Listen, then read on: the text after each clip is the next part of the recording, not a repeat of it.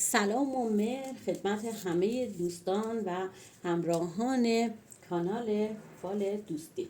در خدمتون هستم با اتفاقات مهم این هفته. میخوایم ببینیم که توی این هفته برای شما چه اتفاقاتی میافته.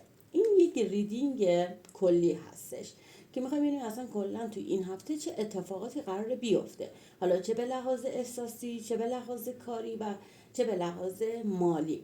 پس نیت کنید، انرژی بذارید و تمرکز کنید که تا این فال براتون اتفاق بیفته. اول برای متولدین نیمه اول سال، یعنی 6 ماه اول سال میگیرم و بعد برای نیمه دوم سال. پس اگر میخواید انرژیتون روی این فال بیفته و این فال براتون اتفاق بیفته، لطفاً عدد 222 رو کامنت کنید تا این انرژی خانی براتون اتفاق بیفته. پس میخوایم ببینیم که برای هفته آخر مهر ماه متولدین نیمه اول یعنی فروردین، اردیبهشت، خرداد، تیر، مرداد و شهریور چه اتفاقاتی میفته. خب تمرکز کنید تا ببینیم که برای شما تاروت بیننده نور چه اتفاقاتی رو در نظر گرفته. خب دارم برای شما میبینم که منتظر یک معجزه هستید. دوست دارید یک معجزه توی زندگیتون اتفاق بیفته. حتی داره نشون میده که توی رابطه احساسیتون دوست دارید که حالا یک امضا، یک سندیتی رو داشته باشید. اون عزیزانی که حالا توی رابطه احساسی هستن براشون برنامه ریزی میبینم. حتی میتونم بگم که صحبت و مذاکرات خانوادگی، کیس احساسیتون ممکنه که با خانوادهش در مورد شما صحبت بکنه.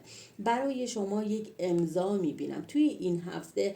براتون استارت افتاده، استارت یک کار که دارید برنامه ریزی میکنید و این کار برای شما تا یک ماه آینده استارت خواهد شد.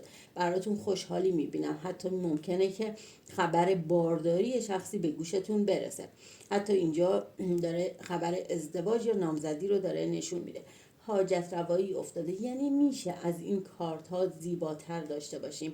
9 جام از حاجت روایی میگه روی هر مسئله‌ای که نیت کردی، چه اون مسئله کاری باشه، چه مالی باشه، چه خانوادگی باشه، میگه 9 جام برات حاجت روایی افتاده، خوشحالی افتاده. توتی مراد و سعادت روی شونه های شما خواهد نشست. عزیزانی که میخوان حکم و مدرکی رو بگیرن، میخوان دوره ای رو بگذرونن، میخوان کاری رو شروع کنن که این کار حکم و مدرک میخواد، براشون درآمد داره، براشون حکم و مدرک افتاده. عزیزانی که کارهای تراپی انجام دادن، مثل شم تراپی، مثل کارهای برگشت، کارهای جذب انجام دادن، براتون حاجت روایی افتاده. میگه اون چیزی میشه که خودت میخوای. حتی میتونم بگم که برای شما توی خونه و خانواده خوشحالی رو دارم میبینم. پس امضا براتون میبینم، یک شروع براتون میبینم، یک پر و جوهری که اینجا داره به من نشون میده و اخبار خوب رو اینجا دارم براتون میبینم. عزیزانی که اصلا تو رابطه نیستند، عزیزانی که حالا سینگل هستن، توی رابطه نیستن، اومدن یک شخص جدید، یک عشق جدید رو برای شما دارم میبینم. عشقی که وارد زندگی شما میشه و به خانواده میرسه. یعنی حتی ممکنه که صحبت ها و مذاکراتی توی خونه و خانواده براتون بشه. کلن توی این هفته برای شما نوید و خبرهای خوش، سروش خبرهای خوش برای نیمه اول دیده میشه. پس اگر میخوای این انرژی خالی برات اتفاق بیافته، عدد 222 رو برای من کامنت کن تا این فال برای شما اتفاق بیافته. دقت داشته باشید که این فال ها همگانی هستش و فال هایی که همگانی هستش باید حتما انرژی بذارید. کانال رو ساب کنید تا انرژی فال روی زندگی شما تاثیر بذاره و این اتفاقات قشنگ برای شما بیافته. خب برای نیمه دوم، مهر، آبان، آذر، دی، بهمن، اسفند، خب ببینیم که هفته آخر مهر چه اتفاقاتی براشون میافته. خب عزیزانی که حالا تولدشون تبریک میگم. انشالله که براتون بهترین اتفاق بیفته. انشالله که خبرهای خوشحال کننده ای رو داشته باشید. انشالله که سالی که میاد، شروع سال جدیدی که حالا دارید، برای شما پر از اتفاقات قشنگ باشه، پر از پول و سلامتی. خب چیزی که داره به من نشون میده، میگه یه ترک عاطفی دارید، انگار که حالا شخصی شما رو ترک کرده. یک فاصله براتون میبینم. این میتونه فاصله احساسی باشه. خودتون نشستید و دارید فکر میکنید.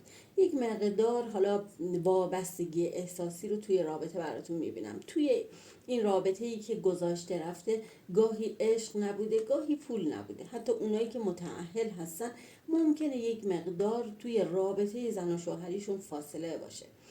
افکار متعددی دارید، چه کنم مالی براتون افتاده. یک مقدار به لحاظ مسائل مالی نگرانی هایی رو برای شما دارم میبینم، ولی نگران نباشید.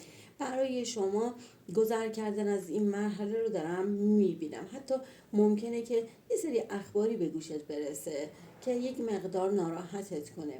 توی یک جشنی میرید، توی یک مهمانی میرید، توی یک دوره همی میرید که ممکنه یه مقدار اونجا بحث و ناراحتی باشه. حتی اون اشخاصی که توی رابطه احساسی هستن، توی یک جمع و مهمانی مواظب باشید، لباس مناسب بپوشید یا مواظب حرکاتتون باشین، چون ممکنه که کیس احساسیتون غیرتی بشه روتون و یک بگو مگو، یک سری اختلافاتی رو براتون حالا اینجا دارم میبینم توی این هفته.